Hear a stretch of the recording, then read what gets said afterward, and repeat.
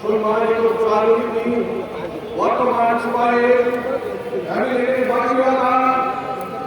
যিনি নাকি নতুন বাংলাদেশের 11 দল নিয়ে